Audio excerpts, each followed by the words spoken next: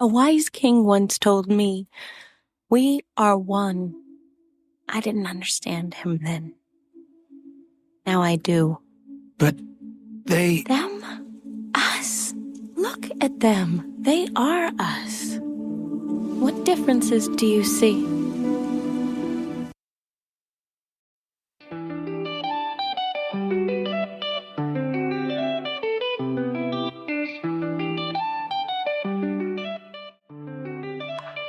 And you're locked into another episode of the Emilio Podcast. My name is Josh, and we're glad to be back with you once again this week. Before we get too far into it, if you have not done so already, be sure to click that like button, subscribe if you're not already done so, and ring the bell for notifications each time we release a new video.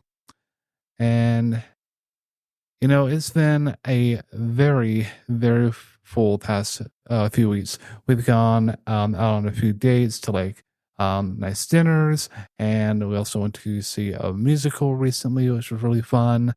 And we got to go out with our friends to brunch at my wife's sister's bakery, which was really fun. And you know, there's weird oddities in history that you hear stories and you're like, oh wow, like that really happened. Like, that's so interesting that is true, and how all these different connections happen. Rebecca told me a story, and I'm going to let her retell it because I will not be able to do it justice. Rebecca, you were telling me a story about that involved a bullet and pregnancy. So if you could go ahead and recant us with that. Yeah, this came across my For You page. I have random history stories that pop up. And this one was really interesting. I think it was around the Civil War time period, and there was a battle going on, and there was a mother and her daughters that were close by to the battle, waiting to see if they could help anyone who was injured, that kind of a thing. And there was a medical doctor who was on the field as well, who was actually in the fighting, helping the soldiers there. Well, at some point, he heard one of the daughters got shot by a bullet, and so he went. This medic went, and he treated the girl. She had an abdomen wound. The bullet went right into her abdomen, and he went to go check on her and, you know, sort of fix everything at that moment. And then he went back into the battle, and he kept checking on the girl. She ended up getting something was complicated with the recovery, and so he kept periodically checking in on this 17-year-old girl. Well, come to find out later that the bullet had actually passed through another person and then lodged itself into the girl's abdomen. And how it went through the other person, it was a boy. I think he was around 17, something like that. And the bullet passed through him, somehow got his sperm or something, I don't know, on the bullet. When it lodged itself in her, she ended up becoming pregnant, and they never found the bullet that was like inside of her. But she became pregnant later in life. At some point, I don't know when, the two young people met and they fell in love and ended up having like 2 more kids. And at some point, the baby that was born from the gunshot wound, I think it got sick or something like that. It had to have some sort of surgery. Anyway, they ended up finding the bullet inside of that baby, and the baby still lived. Like, it was still fine. Weirdest story ever, but it's like a real story in history and probably will never happen again. This girl was a virgin and got pregnant by this bullet wound that came in. Very strange. So there you go. There's your interesting story of the day. I guess you could call it accidental conception, not immaculate. But yeah, that is wild. I mean, who'd have thought that by just circumstances being as they were, that all panned out for the better, it sounded like. Yeah, it all worked out in the end. Love was found. Babies were made. You know, it turned out okay, thankfully. Awesome. Well, if this is your first time viewing our podcast or listen to the podcast, we make redundant analogies each and every week. And if you're not sure what that means, that's just taking the animated movies and TV shows that we talk about week in and week out and connecting them to certain themes and scriptures found in the Bible. And we have a lot of fun doing it. And this week is no exception. We have a fellow podcaster with us, and she is the host of a podcast entitled Authentic AF. So, Taylor, thank you so much for being on the show with us today. Hi, thank you both so much for having me. I'm excited to chat about some animation. Absolutely. And we are excited to have you as well. So, what we usually do here is we go through a few interview questions, kind of give our audience a chance to get to know you a little bit better and find out what you are all about. So, in true fashion, Rebecca, go forward with our interview. Thank you, Josh. Well, Taylor, I know it's a really big question, but we like to have our guests tell us a little bit about themselves. So, yeah, just kind of what backgrounds, like what do you do, that kind of thing. Sure. It is a big question. I feel like I'm kind of figuring that out for myself in terms of who I am and who I want to introduce myself as, I guess. I don't associate much with like the what do you do question, because I feel like, at least in my own past, it hasn't really been a good representation of who I am. But as mentioned, I do have my own podcast, Authentic AF, which is kind of my art/life project right now, I suppose. It started as like a place for me to talk about how I am on this journey of like returning to the person that I was meant to me, I suppose. But I thought I was going to be telling it from like, I figured it out, and I'm more now realizing like, oh, I'm still figuring it out. So I'm just trying to figure out just what that's going to look like and how the podcast is going to change as I work with that. So I think I'm just a very introspective person, and spend a lot of time thinking about connections and patterns and how we're all, I don't know, just here to be the best version of ourselves, and how I can help other people get there, and people who don't think that way. I don't know. I just try to surround myself with people who have open minds and have things to teach me. And so I'm just, yeah, I'm kind of all over the place, but that's just the stage that I'm at. Yeah, I love that. It was a great response. I'm really glad that you touched on, like, I don't really identify with that question of what do you do, because it hasn't served you well in the past. And I like that because that's such a, even though I said it, it's such like an automatic question in our world, right? In our society of, well, what do you do for a job? What do you do? Like, who are you? And that doesn't really get to the heart of the question. It ends up being like, what do you do for work? And it's like, well, that's not all that I am. I am so much more than that. So I'm glad that you brought that up. I think that's really cool. And then, yeah, I think everyone's on a journey. So that's really neat to have a platform where you can do that. Have you found, sort of success? Do you interview guests on your podcast, or do you just kind of go solo and just chat about what's going on? Yeah, it's a bit of both. If I interview guests, it's often either just a topic that I'm totally interested in and I just want to learn more about it, or I always try to at least also incorporate like deeper questions. That's really where I find like my mind goes and my attention goes, and those are the kind of conversations that I want to have, because like that's just how my person works. Like as I watch, even like, that's why I was drawn to this podcast. Like as I watch films or read books, or I don't know, just as I'm perceiving the world, it's through this lens of like the deeper layers. And because I'm so conscious of that, that's just like where my conversations want to go. So I do often do it alone, especially when I'm at a place where like that's kind of where a lot of my growth is coming and where I can't quite move forward with somebody else because I'm still working through something myself. But then I love to bring in other people. And I feel like every time I leave a conversation with someone else, I'm like, that was the best conversation I've ever had. And I just feel so like lit up about it. And that joy that comes from that part is really also what I was seeking, like connection and feeling like I'm interacting with my people and other souls out there who are just trying to do the same.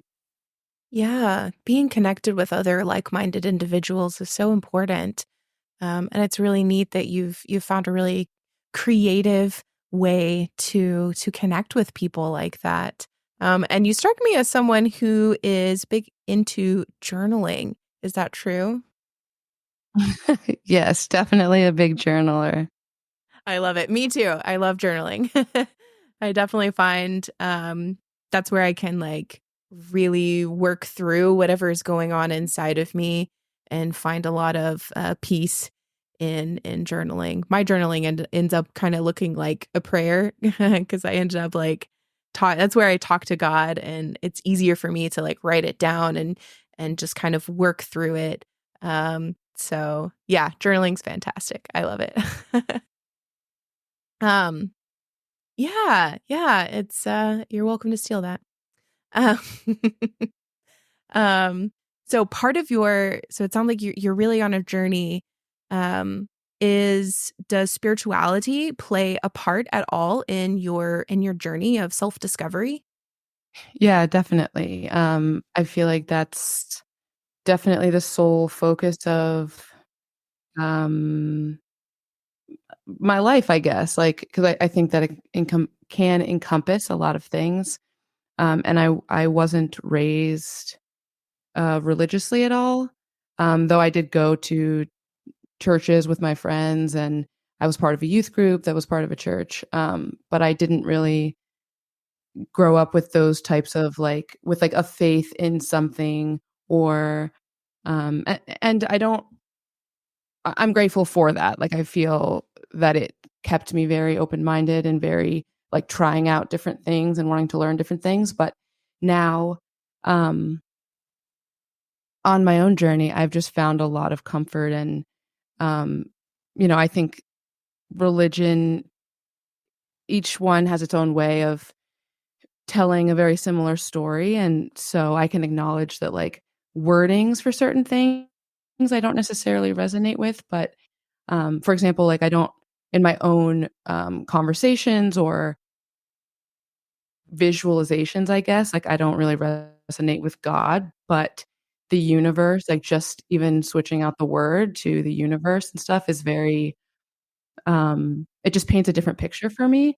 So I feel like I've come to add a lot of things to my own umbrella of spirituality, like presence and meditations and just ways of caring for ourselves that maybe even though that it might not seem tied to spirituality, I find that it is because I just think that's kind of like your whole person and the way that you care for yourself and therefore um, ripple that out to the world and um, yeah, for me that has a lot of different things, but definitely the contemplative and um, thinking about and trusting in things that maybe seem out there or would have felt out there in my past don't feel that way anymore, and it's like in a way that I can't explain to people, but just feels right to me. I'm like, I couldn't explain it, but I just feel it, and I think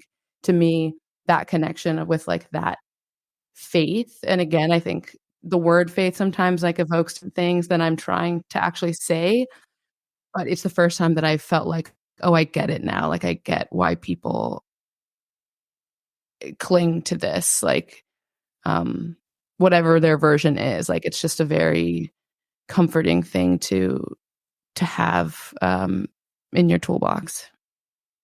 Yeah. Yeah, definitely. Sounds like you've said this quite a bit, but it sounds like you're really still searching just to see what's out there, very open-minded to different versions of spirituality is kind of what I hear you saying. So yeah, that's really interesting. Normally we have people, I'm sure you and Josh talked about this before, but we typically will have people who are already Christians on the podcast, and so I thought it was really interesting when you said that you were interested in coming on the show, and just like being really open minded, and so I'm really excited to have a conversation and just kind of share our point of view, our worldview, if you will, and then also being able to hear your perspective as we go through the conversation about the movie that we'll be talking about today. So thank you for being open to this, and I'm glad you're excited to be here as well.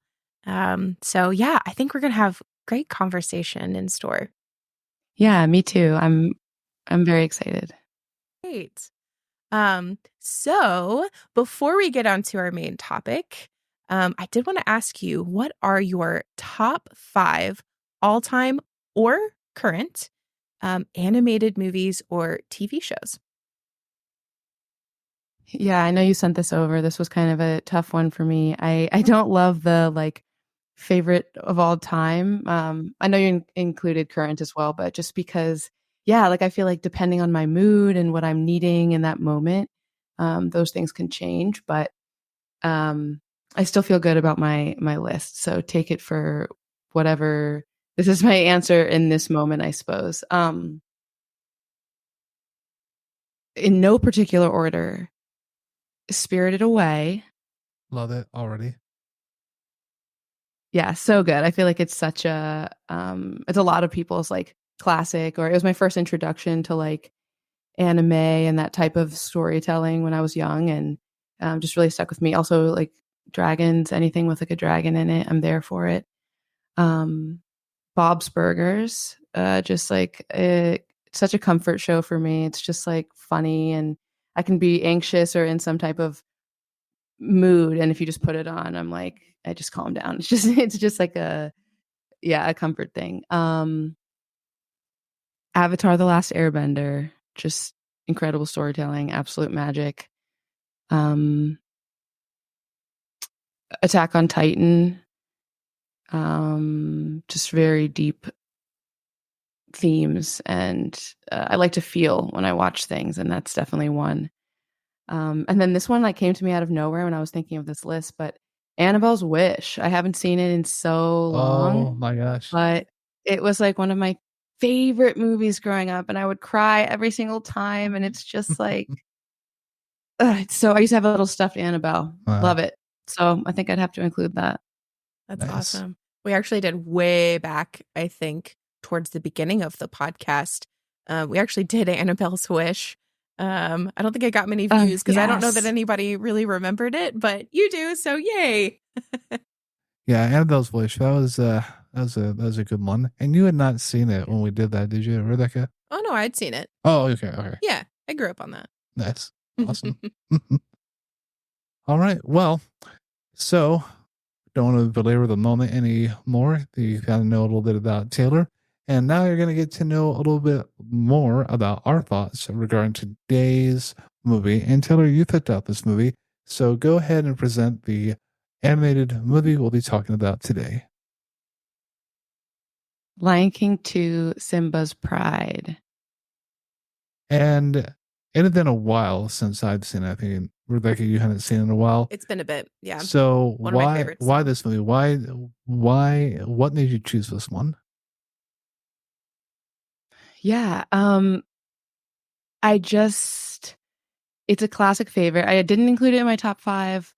But it's one, the music is fantastic. Like I find myself just singing the songs all of the time. I think it's one of the few original movies, like at least for me, original growing up in the 90s, that I think the sequel might be better than the original. Which I know is a really bold statement. Yet I come to find out that like so many of my friends didn't even know that there was a second one. And so in part, I'm like, it's very unrepresented and I need people to know about it because I love it so much and I love it better. And maybe part of me just wanted an excuse to rewatch it. I don't know. Not that I couldn't anyways, but it's just, yeah, it was so influential for me growing up. And it's just a favorite. Awesome. Yeah, it is kind of overlooked in general. And the songs are so good. That's not often that you hear that about a sequel, right? That like the sequel is just as good, maybe even better, like you said, than the first one. So yeah, I'm really glad that you suggested this and that we watched it. It is one of my favorites too. Yeah, speaking of the songs being better than the original, or actually having good songs in a sequel, I remember, Rebecca, you and I had watched Return of Jafar, and the songs, they did not hit. No. Like the Iago I'm looking out for me didn't hit. Did not like that one, no. Second Rate, not a good one. The only one, well, honestly, they're just all fun songs. I don't think there was a serious one in there. I honestly don't remember any of them, so that's how memorable it was. The one the Aladdin and the King of Thieves, that one was good. That one had a couple of good songs.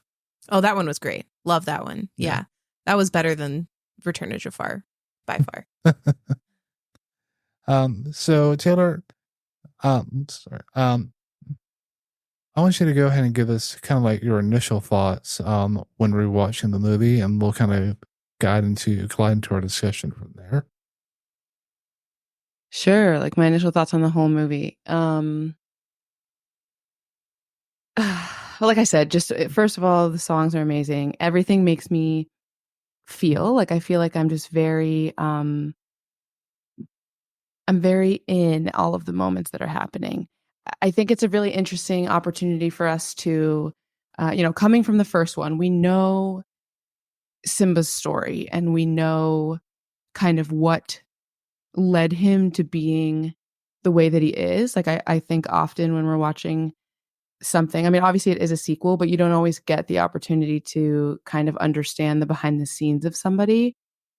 And so I thought it was really a really great like example of that generational like beliefs and traumas and just ways of living that can pass down from generation to generation, and how in some ways that can be super great and supportive, but at the same time it doesn't really leave room for improvement or for growth or for looking at things different ways.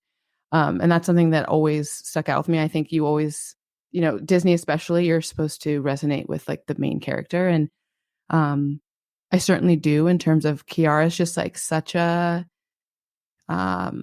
visionary. Like I feel like she's like, yeah, but what about this? Or like, what if the world could be this way? And I've definitely felt that way my whole life. And then authorities around her are kind of being like, well, no, this is how it is. And like, it's because of all these things. And she just like doesn't want to be held captive by that like belief system and by these things that she's being told. She wants to go out there and be like, well, let me try and let me see. And I just think that, and then of course in the end she ends up being, I don't want to say someone's right or wrong, but she ends up leading them towards something better and more inclusive and more loving, which I always think is progress. So it was just like it brought such a smile to my face, very nostalgic, and made me remember like that feeling of dreaming big and optimism that I feel like we have and want and are allowed to have as kids, that often kind of gets smothered out of us when we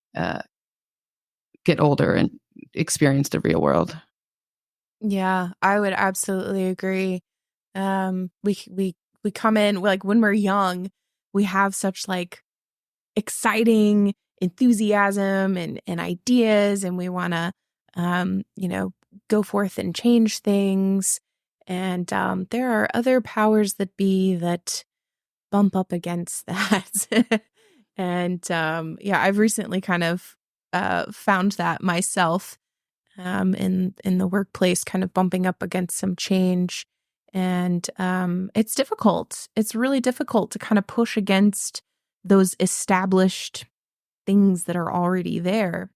But it's, it's kind of our job, I think, as the younger generation to ask those difficult questions and say, is this really necessary? Do we need to be segregated? Do we need to be holding these beliefs that maybe aren't serving us as well anymore? And how can we change things?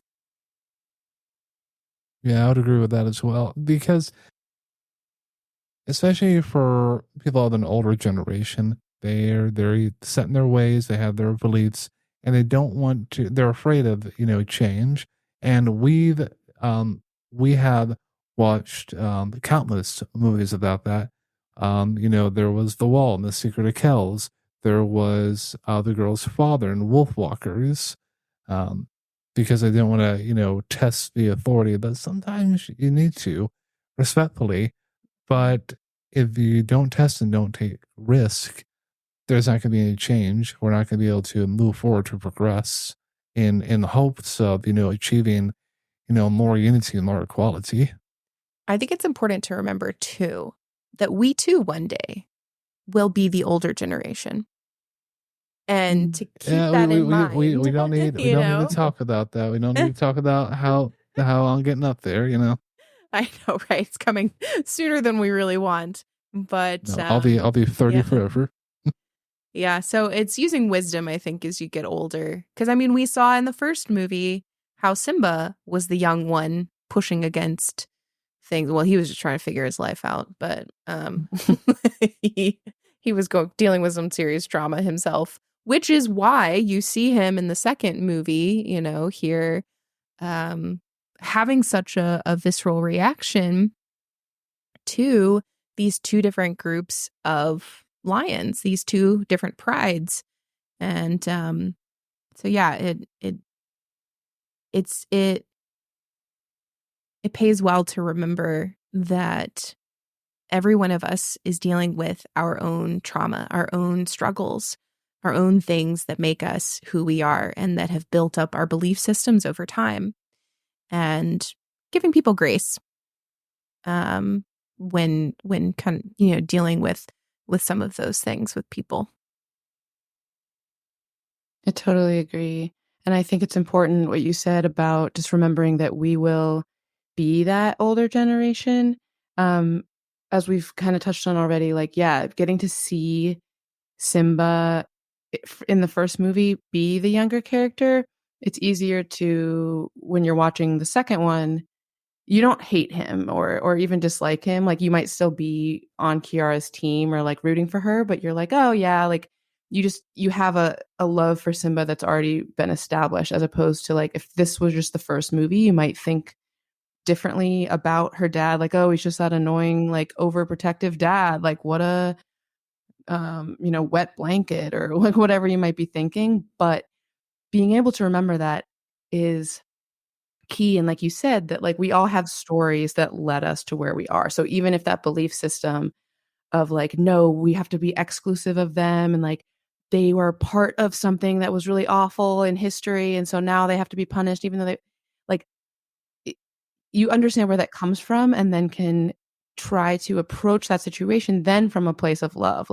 Kiara wasn't fighting against that also with hatred and violence and being I hate you, Dad, for not seeing this. She was more I understand, you have this whole thing with your dad and with Scar, and I get that, but let's, she was through love trying to be let's look at this a different way, and doing that with ourselves when we become that wet blanket of a parent that's yeah, you can't do this, and this is the way that it is, and this is how I keep you safe. Being able to remember and have that love towards ourselves as well. Okay, there's a reason that I'm here and that I'm approaching it from this angle, but let's try to hear their perspective as well, and remember that I'm that person that I was pushing up against when I was younger, Yeah. Listening to you talk about approaching different situations with love, it reminds me of the Bible verse in 1 Corinthians, classic. I think everybody knows it, whether you're a Christian or not. But it's It's talking about the love is patient, love is kind, it is long suffering. It is, I wish I could remember all of the things, but go back and take a look at it. But, basically what the writer of First Corinthians is, the Apostle Paul, and he is writing to these people in Corinth saying, you may have all of these amazing spiritual gifts, but if you are not approaching the situation, whatever it is, in love, you're just a noisy cymbal and a clanging gong. Like, it's worth nothing if you don't have love, basically.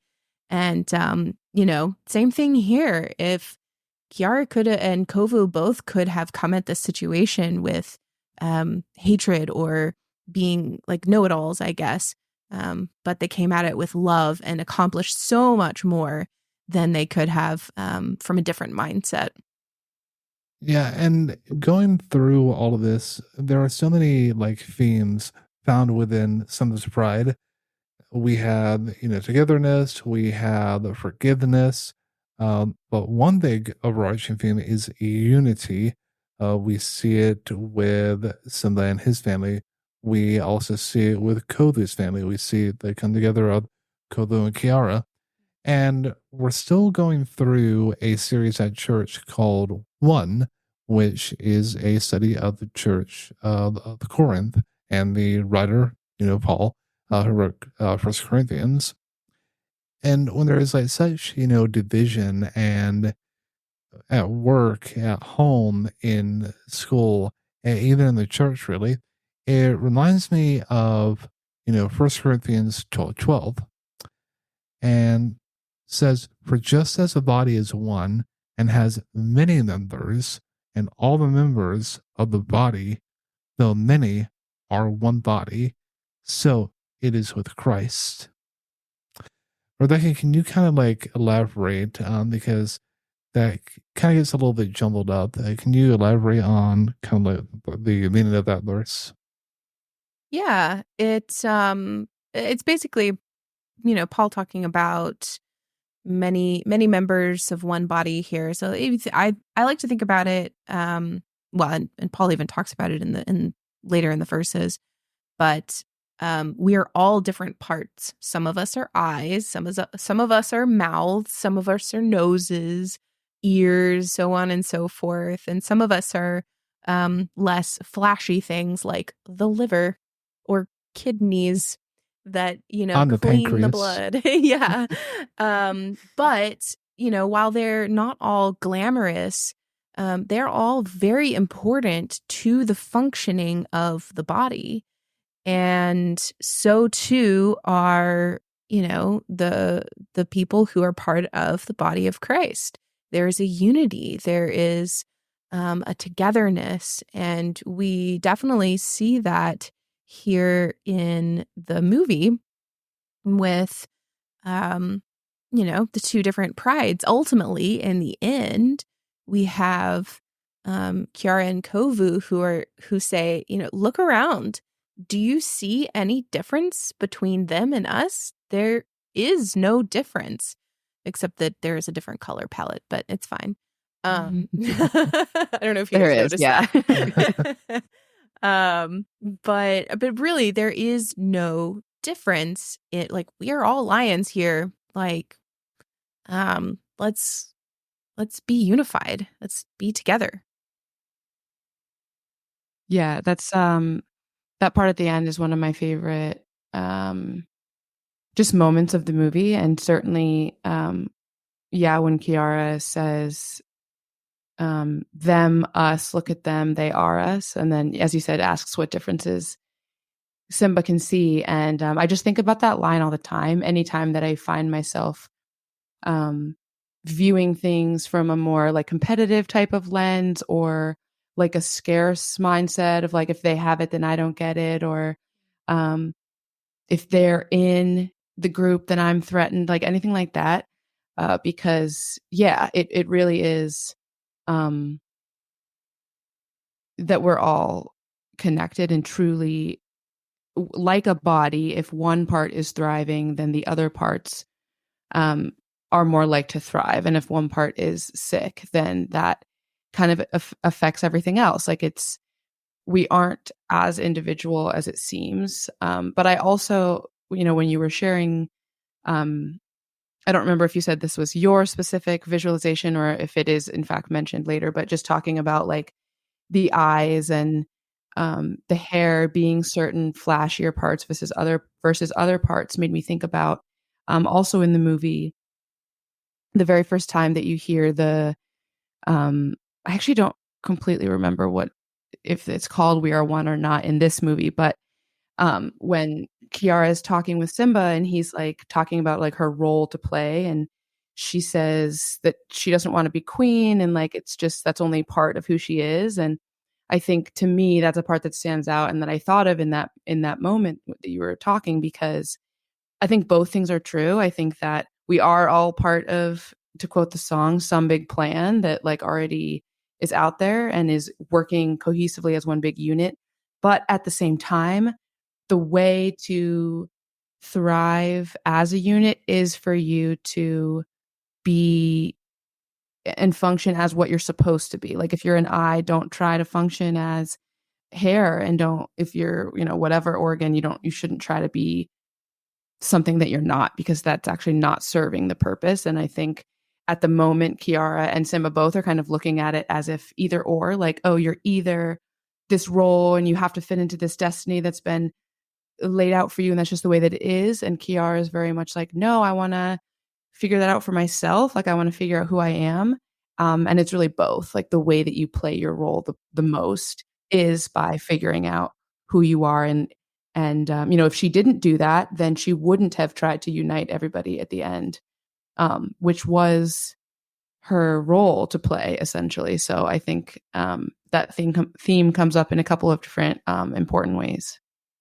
Yeah, that reminds me of one of my pet peeves about like romance in general is this idea of like your person, your spouse, your partner, whoever is like the other half of you. Oh, wait, you're talking about that, like the codependency, right? And the whole like, I'm just, this is one half of me. And he said, no, you're one person. Yeah. So the idea is, this idea has been perpetuated throughout society for some reason that you are only half of a person before you meet your partner. And that is just not true. You come together to create like one whole person. And that is just not how life works. You yourself are one whole person, and that person is one whole person, and you come together and it's something beautiful. I think that's really important to remember that, finding that romantic partner is not the ultimate of like everything. Like you will not be complete until you find that person. And the reason I bring it up is because they do that in this movie. They're like quite literally half of Kiara's face is like gone, and then Kovu's half of his face comes in, and it's like, that's not a great representation. I get what they're trying to do of like the whole unity thing, but it bothers me personally.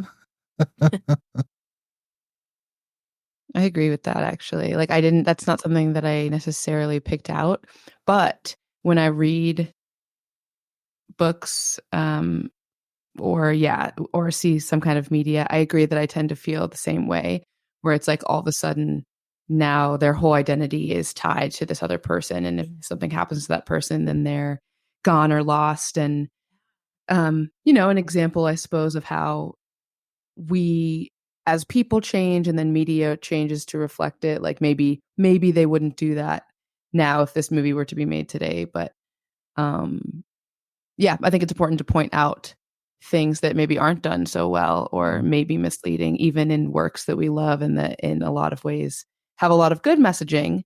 Nothing is black and white. Nothing is just like completely flawless and amazing.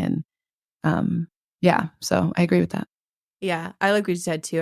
Our media does reflect our society. And I think I have seen a change. I haven't really noticed any, particularly, if you're looking like Disney, the Disney stories now, they're much more, empowering, I guess.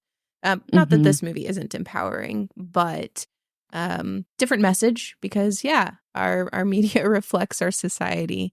I think even of like Frozen, where it was more about the love of sisters that saved the town.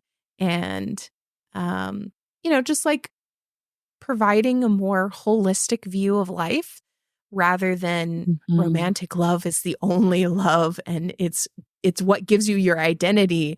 And it's not true.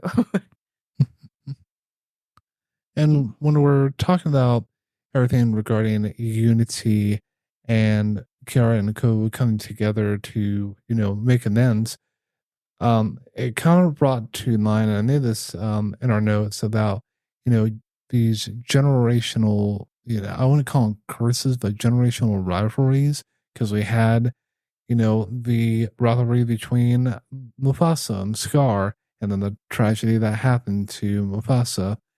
And this, this hatred that has just been embodied by the Outlanders and Zira and her family, and also the resentment that Simba and his pride, go, no pun intended, but with him and his family, and how they've just, exiled them because this one person did this. This now paints your whole tribe as bad and evil, and whether they are or not, which I felt is a little bit unfair. Now, if they were all in support of Scar and, what he did, then yeah, that's one thing. But I don't think each Outlander or outsider was to blame and should have been exiled, to the outer corners of the Pride Land. With the whole, let me look at my notes here. This kind of reminded me of Romeo and Juliet with the Montagues and the Capulets, that whole rivalry. Oh, totally. Yes. Yeah. Classic. So I felt it was like, not in a way that I felt that there were elements from that story to this movie. Yeah, it's been a long time since I've read and like up on the details of Romeo and Juliet, but I agree that it's very much holding others to mistakes of the one, and allowing that to permeate through generations and affect people that weren't actually a part of it. And I think that's just so relevant even today, as much as it ever was, probably, of just holding grudges and, like you said, resentment. And, they touch on this a couple of times.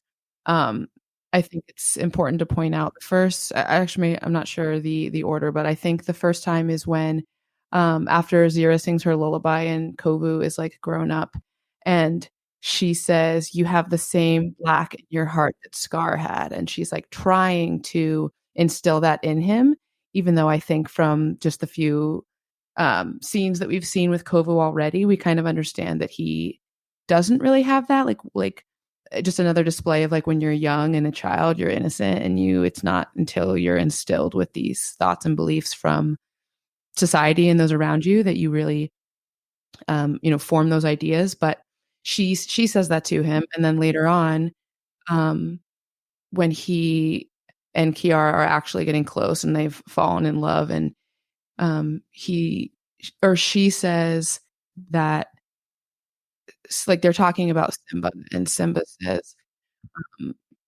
that there was a darkness in Scar that he can't escape, and Kovu says, maybe there's a darkness in me too.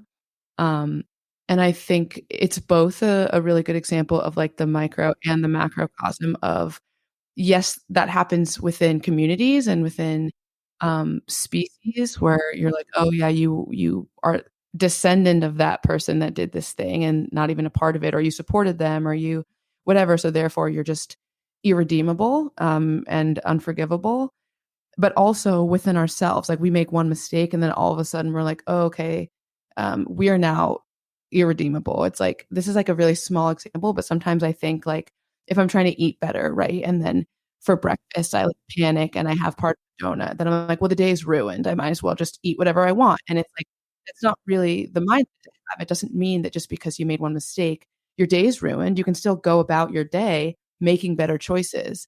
And same with us. We can go about our lives making better choices. Yeah, maybe we did make a mistake, but that doesn't have to carry through. And maybe that other person made a mistake, but that doesn't have to carry through for them in their own life or for their family. And yeah, just being able to break free of those things that are tried to impress upon us. Like you have to be a type of way because, oh, well, you're in Scar's family. So now I have to be vengeful and hate the way that he was.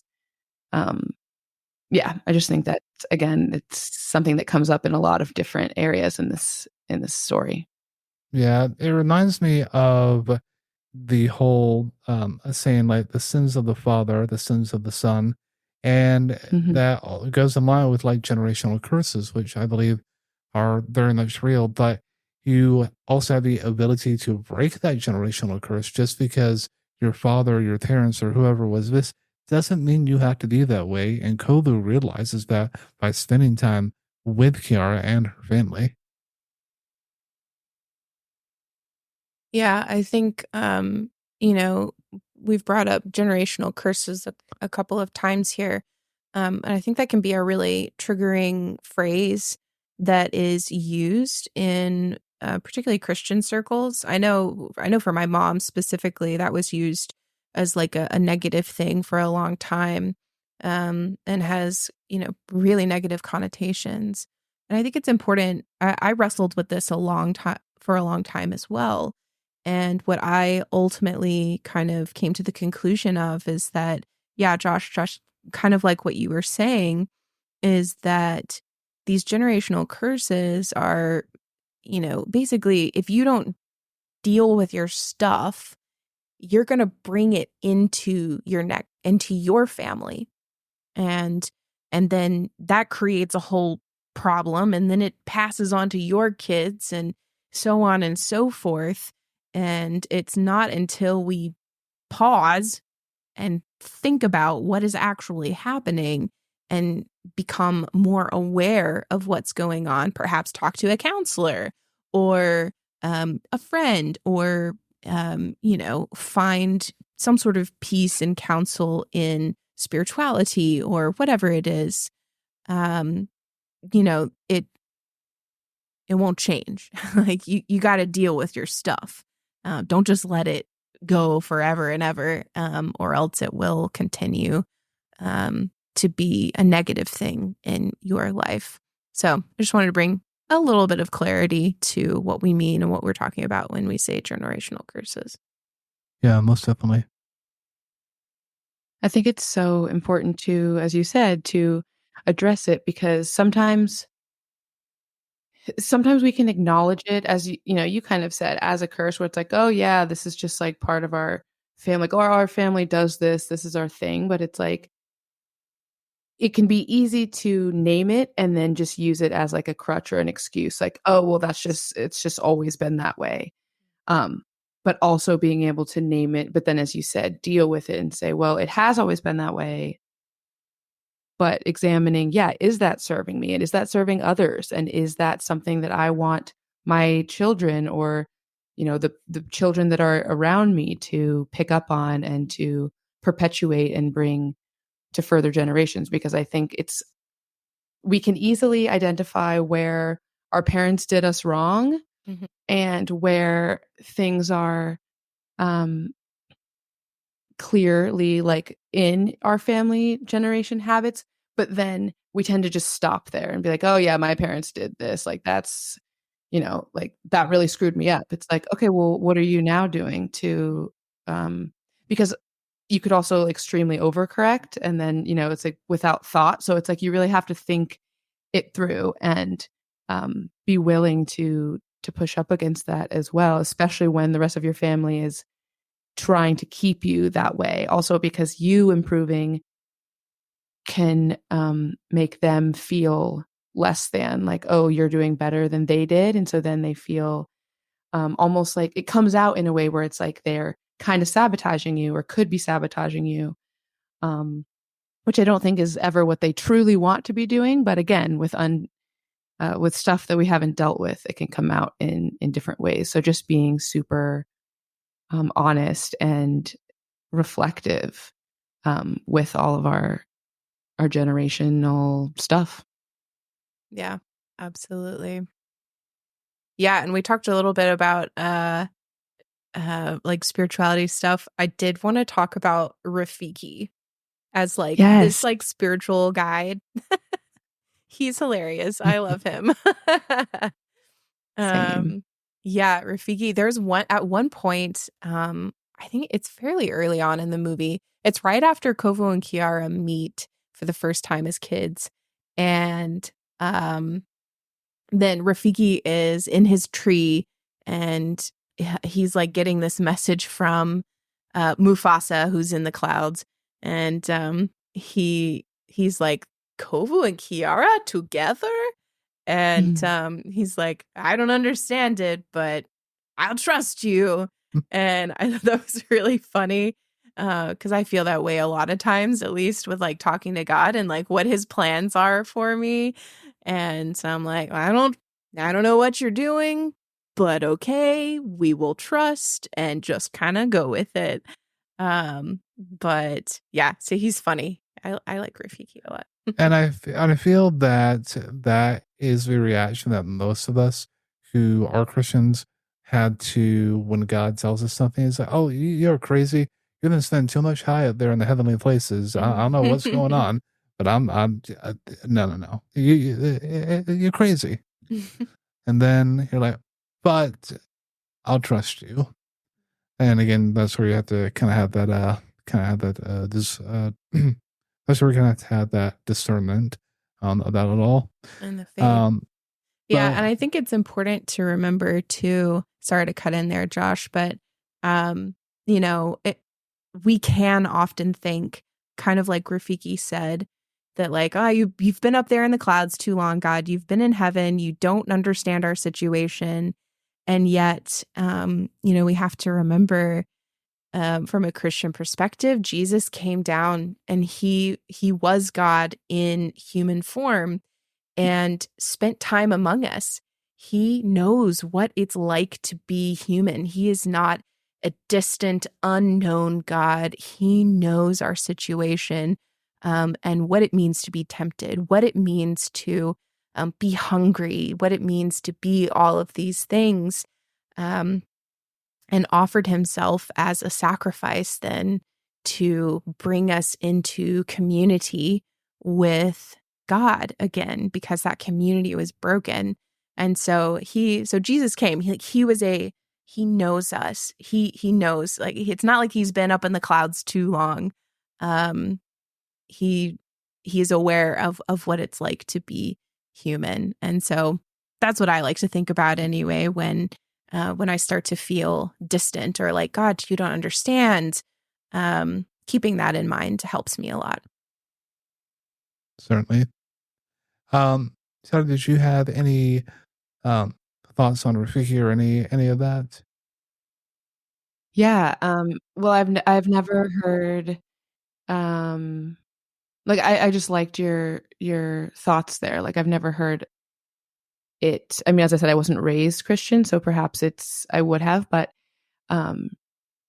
just the thought of like, oh, right, like that's how God knows what it is like to be human. I just thought that was really interesting. But in terms of Rafiki, I also a fan fave, of course. And I think it's funny because growing up, as I mentioned at the top of the episode, I feel like growing up, I was much more logical, and just because I didn't have that religious or spiritual really influence at all, I found it less supportive or comforting as science and logic and things like that. And so growing up, while I don't think I would have said he was crazy or anything like that. I was like, oh, Rafiki's just like this wild old, like, like crazy uncle monkey, just guy, doesn't really know what's going on. He's just kind of like out there.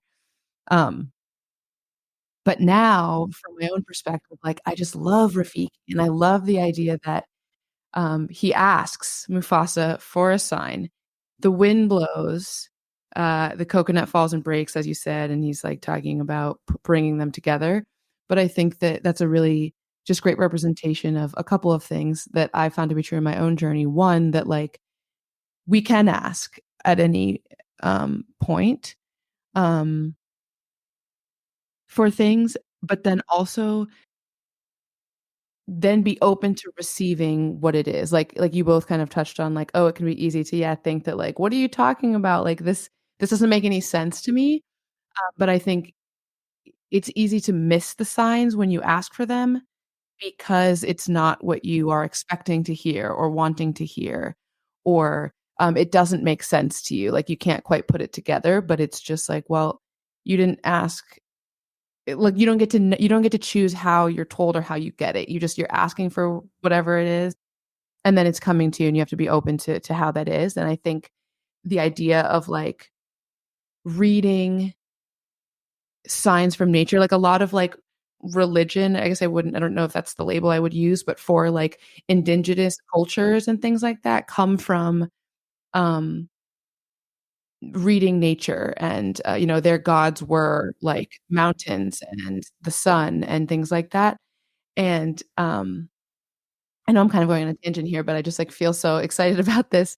There's this quote from Game of Thrones where the old gods, they say, are like in the trees and stuff, and the kid is talking to the gods, and she's like, listen, they're answering you. And he's like, those aren't the gods, that's the wind. And she said, who do you think sends the wind?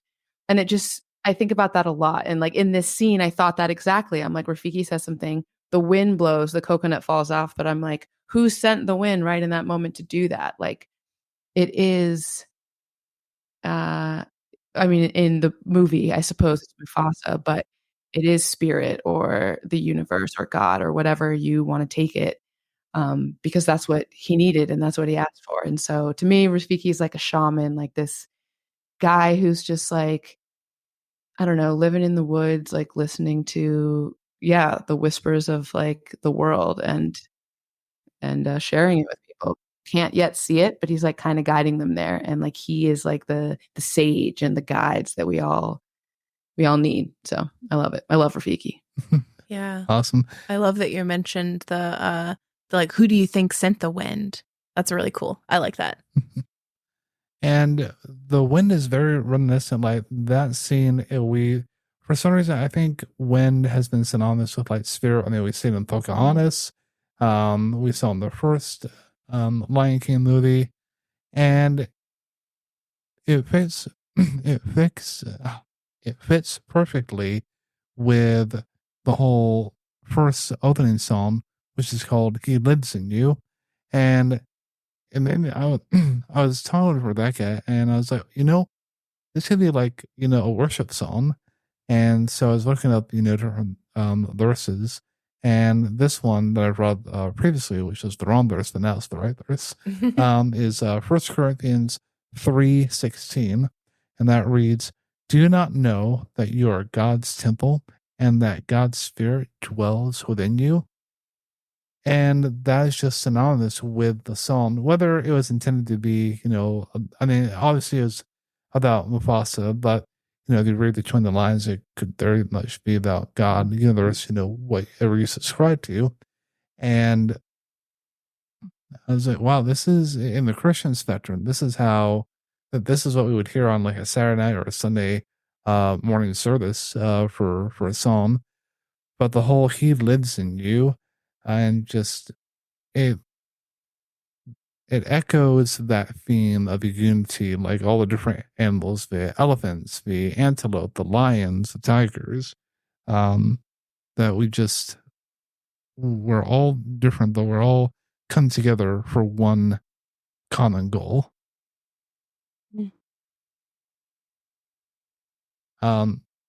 Regarding like different songs, Taylor, you had mentioned that Zira's lullaby a little bit. And that one was that's a good villain song. But Rebecca, you had an interesting take on that in your notes. Oh, I was like, what did I say? Yeah, well, that was an interesting it was an interesting visual that goes along with the song.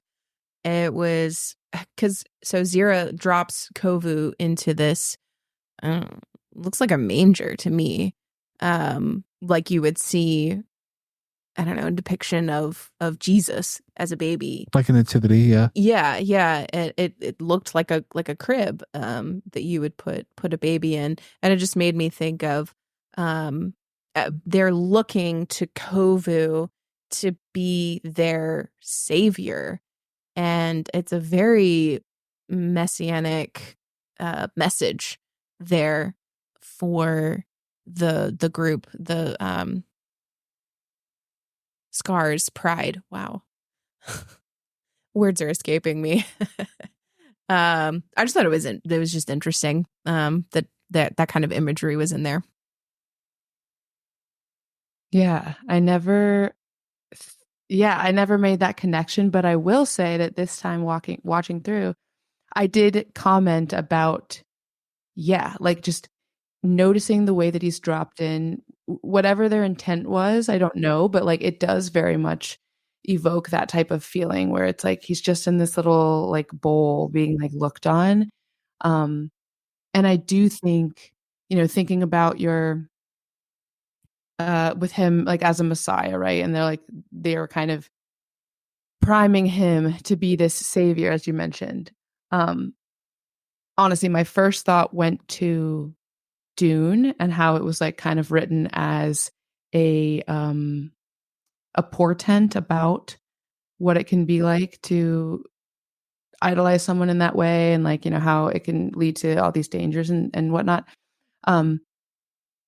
But I think as well, it just really depends on the person, because Kovu actually leads them in a way, does lead them and is their savior in a way, but in a way that they completely separate from what they were thinking. Like he ended up saving them with love and with unity, whereas their intent when they were doing this and having this this training, whatever, it was more the opposite. It was more of like a conquering, like, okay, we want to follow him and we will follow him into like success and glory. But then they do stick with it and they do follow him when they're at the circle and at the very end, and Kiara and Kovu make their pitches, and Kovu's like, I'm staying on this side, and then Zira's like, attack, and Vitani goes and follows Kovu, and then everybody else goes, and it's like, oh yeah, they are following him. So he ended up being that in the end, but leading them astray from their original vision, but ultimately not astray in the end. Like, I just think that that's interesting because, like your visual makes me think of Jesus, and then therefore, like from a more like holy, loving type of perspective. But this was on the like quote unquote bad guy side, so it's just cool to see how you think you know what you want often, and you realize what you actually want was something else, but you just needed someone else to help you get there. Absolutely. And going back to that scene where Kiara and Kovu are stating, hey, them, us, I'm staying on this side. And again, just remind me of Pocahontas and who is the villain in that one? Rebecca? Oh, yeah. Help. I don't even remember his name. Radcliffe? Yeah, Radcliffe. Okay. Yeah. Ooh, I had to search in my brain for that one. Well, it's where, John Smith is, on the rock, and Pocahontas is going to save him. And the chief is looking over, this side is the Indians, and this side is, the white men, what they call them, what they refer to them as. And it just, it was a direct parallel between that movie and this movie, and Radcliffe being, attack, and Altman saying, it's like, no, they're letting go. They don't want to fight. Mm. So, yeah, those pretty good similarity there. I wanted to get on to the music a little bit. So we discussed a little bit. He lives in you. Taylor, what was one of your favorite songs from this movie? That's tough. All of them are honestly so good. Zira's lullaby to belt out is my favorite for sure. I just get so animated because I just think she also has a low voice and I have a low voice, so I feel like I can actually hit all the notes. But in terms of like what hits me like in my heart the most, it's got to be, I think it's We Are One, like the one that Kiara sings where she's like asking herself who she is and who she's supposed to be. And because I think that's just very much reflective of my own journey, like trying to figure out who I am and who I'm supposed to be. And I think that song is the only one that plays many times throughout the film, like even just like a couple of like the notes, undertones during different moments, which I think is key. Like it comes up again when Simba and Kovu are walking and Simba's like talking about the next generation being better and Kiara wanting to go out on her own for the hunt for the first time. And so, yeah, I think that both the theme of the song and it's almost like the message of the song grows as they do. Like I was saying before, I feel like at first it's kind of like two seemingly opposing views of Simba saying like we're all one and there's this plan and we're all connected. And Kiara being like, but I'm my own person and I don't want to just like be part of this plan and all of that. But then as the song goes on, you realize that they're kind of saying the same thing. And that alone is very reflective of my life in terms of like, I'll latch onto one idea and one thing, and then I latch onto something seemingly totally different. And then I'm like, oh, it's both of these things. And they're all building to this one better, greater message, which typically is the same thing that the song's saying, which is like, it is all connected. Whatever it is I'm thinking of, whatever it is I think are separate is more connected and less separate than I think that it is. And yeah, it's just a song that I feel like no matter which part I'm feeling in the moment, if I'm feeling like hyper independent or I'm feeling super like, oh my God, we're all just like one giant being, it satisfies all of those things. So I think that's probably my favorite. All right, Rebecca? Well, to touch a little bit, Taylor, on what you were just saying, it reminds me of what I'm learning right now. So I'm taking a career development class for my master's degree in counseling. And we were just learning about, what was his name? John Crumboltz, I think is his name. But he has a theory for career development called happenstance learning theory. And it's this idea of like giving yourself permission to explore all the options in your life of whatever it is that you want to do, because that will lead you ultimately down your path to a career, but you won't know what you like until you try something. And so it's just like this exploratory thing. And you know, as you explore different options of things that you like and maybe things you don't like, it kind of all builds upon itself and helps you to make decisions in the future. And that's what I was reminded of, Taylor, while you were talking, of this, like, just explore what's out there and then find ultimately, you know, what is true. You know, it all builds upon each other, basically.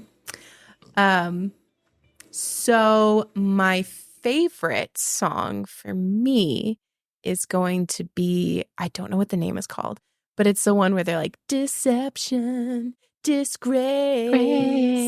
Yes. He asked for trouble, the romantic game. With the hippos, yes. Yes. Yeah, it's such a good song. It's such a, I don't know, momentous moment where Kovu, Simba believes that Kovu has betrayed him. He hasn't.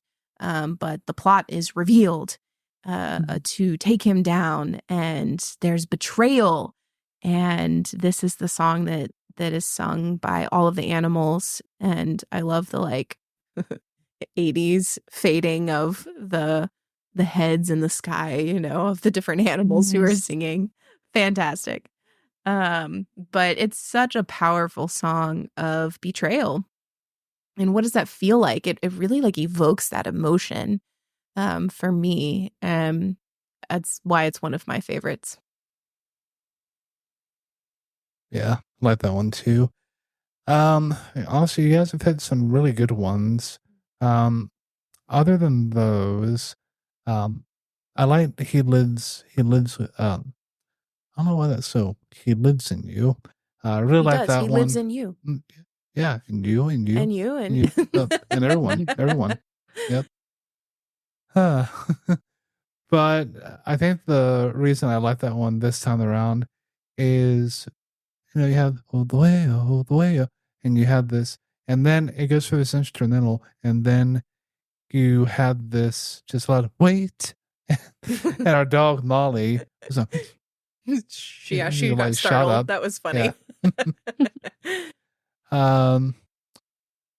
Yeah. I mean, I guess I'll list the other one that hasn't been mentioned yet was Upendi. Yeah. I was hoping someone would say that. In Upendi. So very with fun. A passion for go sweet. It's a very fun and fanciful song. And for those of you who don't know or haven't seen the movie, Upendi is a Swahili word, which means love. And I think Kiara even states that in the song. She does. She's like, oh, wait, Upendi means love, doesn't it? It means love. Yeah. Yeah, so there's Rafiki playing Cupid, essentially, which, works out.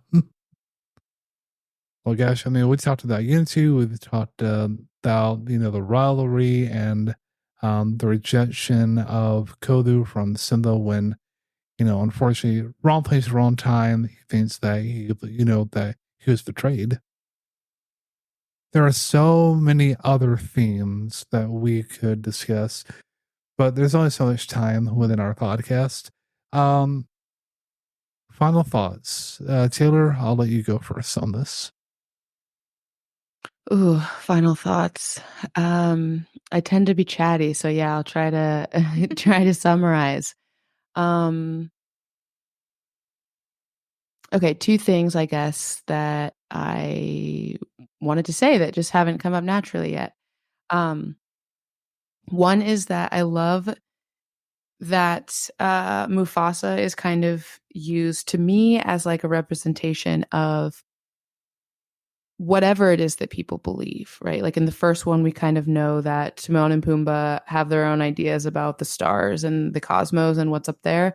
And we've heard Simba say that, oh, it's all the great kings of the past. And he's kind of Rafiki as well. I mean, like I know Mufasa's like the king of the jungle, and they talk to him as one would talk to God or to whatever it is that you believe in. And I kind of think that's, I mean, obviously it was his dad, so it's not completely just some intangible being out there, but I think the idea of like whoever it is you feel connected to and that you believe you're chatting with when you're praying or having your conversations, like it, to me, it doesn't matter as long as as long as you feel supported and you feel like you're headed down that love path. Like it could be Mufasa, it could be stars, it could be just whatever. Like to me, he's very representative of that. Like I connected with him growing up when I didn't have any of the experiences or whatever that I've had now. I still felt like, yeah, he is just looking down. He is whatever's up there looking down.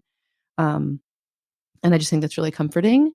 And the last thing that I wanted to say, sorry, I'm trying to find it in my notes. Oh, the idea of just like things in the past. And we've talked a lot about, generational growth and changing things like that. But that's another theme that like, even when they're in the final fight and Timon and Pumbaa are Timon's talking about like, oh, we need a motto. And Pumbaa's like, what do you mean? Our motto is Hakuna Matata. And Timon's like, stop living in the past, Pumbaa. Like, we need a new motto. Which I just think is kind of great because like Hakuna Matata itself, great motto, absolutely. And at times that's what you need. But the kind of point is like, we need something else now. Like the past is in the past. And that theme comes up a lot. Rafiki says it a lot, learn from the past. But just realizing that like, okay, what did we learn? How was that helpful then? But also what can be my motto now and what is helpful now? And being able to do that from, yes, like a deep reflective way, but also kind of a more fun way. Like that's what I think Timon and Pumbaa bring to it. But that's reminding like maybe the way that you have fun has changed.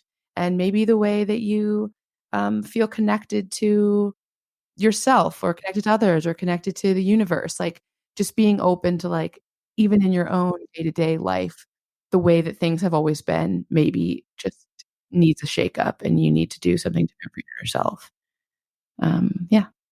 Yeah. Giving yourself permission to change and to be in different seasons at different times in your life. Nature is reflective of, I think, of how our lives operate. Sometimes it is a pretty hot desert season where you feel under pressure. Other times it feels barren, like nothing is growing. And then other times it's like springtime, all this growth is happening. It's fantastic. But yeah, every season is different. You'll need something different in every season. Yeah. And kind of piggybacking off of that, we all in life go through different seasons.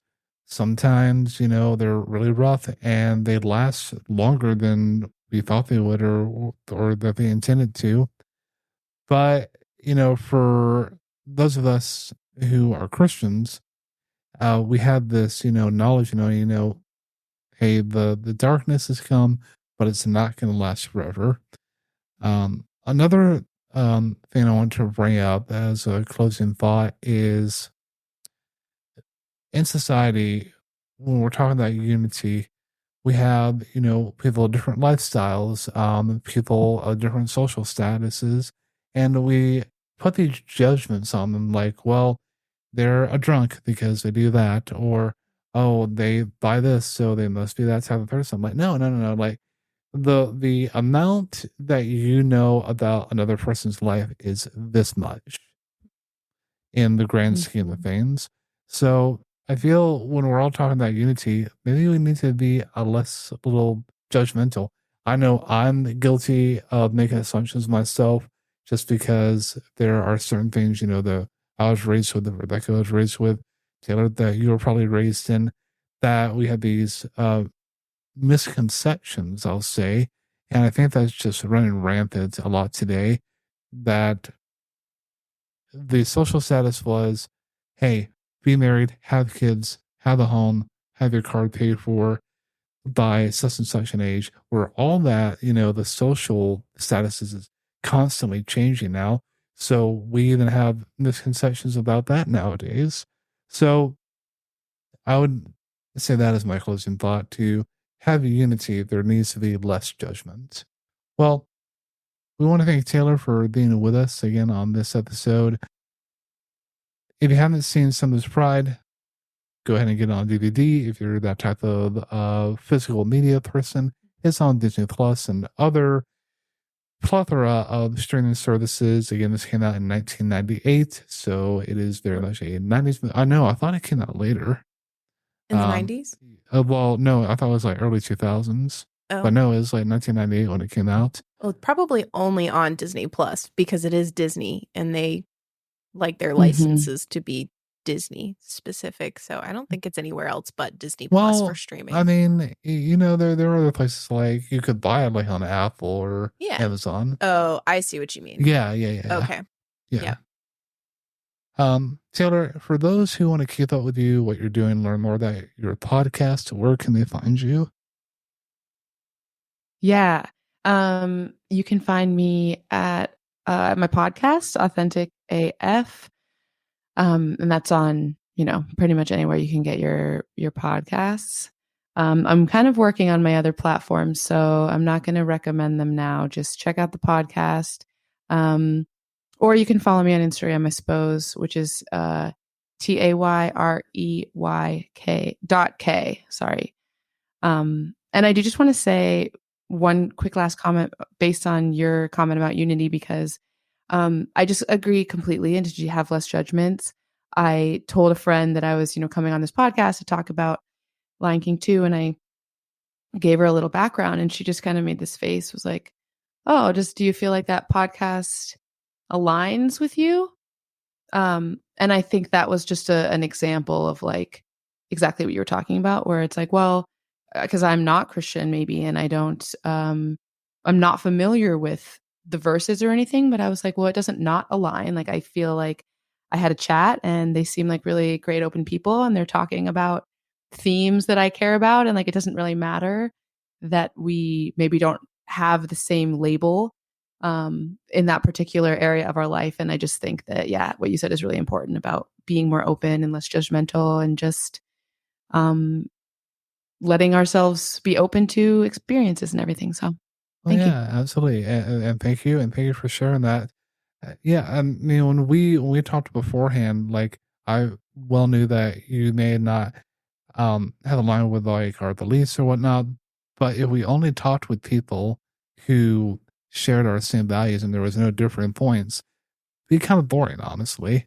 And honestly, we just love talking with individuals of different backgrounds, different belief systems, because number one, we love getting to know about those individuals and kind of like where they come from.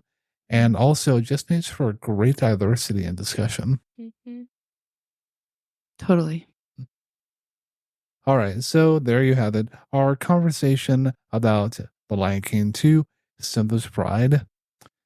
If you want to check out our other platforms, we're on TikTok, we're on Facebook, Instagram, and we recently launched a Twitch channel, which yours truly will be on live stream and plays some cozy games, some intense games, whatever the type of game I feel like playing on there at sometimes. So be on the lookout for that as well.